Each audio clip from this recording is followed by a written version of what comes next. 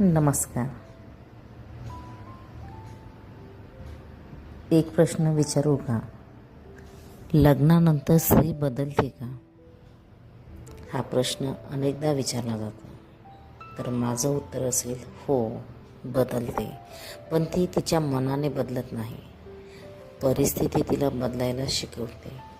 लग्नाआधी ती मनमोकळी असते, हट्ट करते, स्वतःसाठी वेळ काढते, मोठी स्वप्न पाहते. पण लग्नानंतर ती प्रत्येक निर्णयात आधी इतरांचा विचार करते, स्वतःच्या आवडी बाजूला ठेवते. रडायचं असलं तरी हसत राहते आणि हळूहळू ती स्वतःलाच हरवून बसते.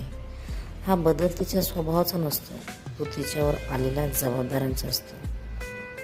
तुम्हालाही असंच वाटतं का? तुमचे विचार मला नक्की कमेंट्समध्ये सांगा.